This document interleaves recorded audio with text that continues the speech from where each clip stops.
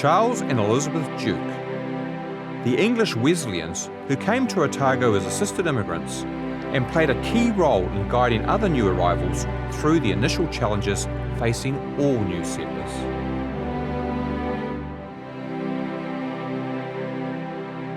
When Charles and Elizabeth Duke arrived in Dunedin in 1858, immigration to the province was booming after a very successful recruiting mission across Scotland and England by Otago pioneer and immigration agent James Adam. Over 1,000 people arrived in Port Chalmers in the 3 months before this, at a time when the whole population of Dunedin was only about 4 times that number. The Dukes would spend much of their colonial careers enmeshed in the immigration process. First at Quarantine Island and then at the Caversham Immigration Barracks. They played a key role in helping new arrivals. Not all of Otago's pioneers were Scottish or Presbyterians. The Dukes were an English couple and enthusiastic Methodists.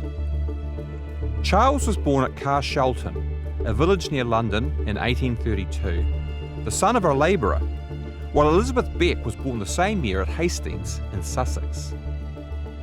He was a baker by trade and romanced Elizabeth while working in her widowed mother's bakery. They were married in the Wesleyan chapel in Hastings in 1855.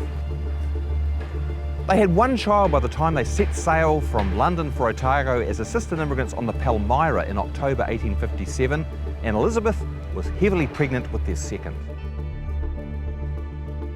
Unfortunately, the baby, a son born at sea, died a few weeks later, one of 7 children to perish on the voyage.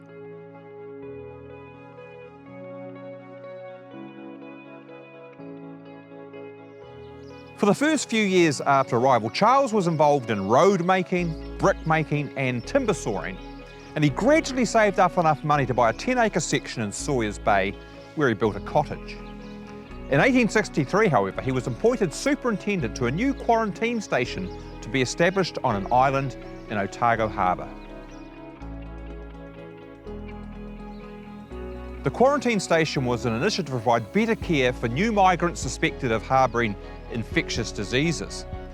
Previously, any ships arriving with disease on board were held offshore and the poor passengers remained stuck on board the ships until the medical authorities decided it was safe for them to land.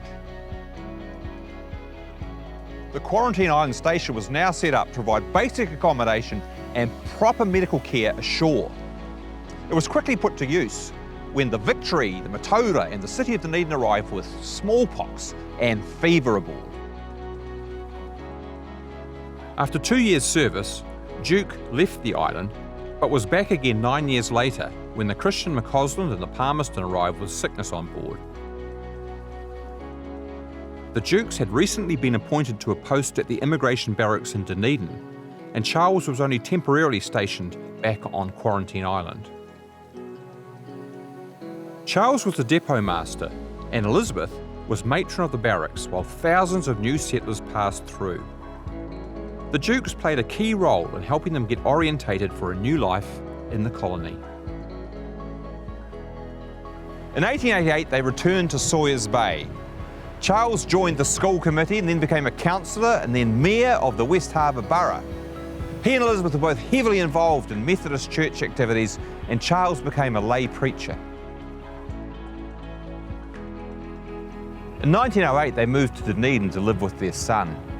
Charles was a member of the Otago Early Settlers Association and served as its vice president in his final years.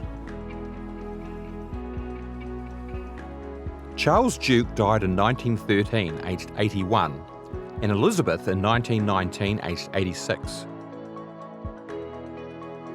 They were remembered for their optimism, self-reliance and energy, vital qualities for new immigrants seeking to make a new life in the colony, and in their role as guides for many others who followed to do the same.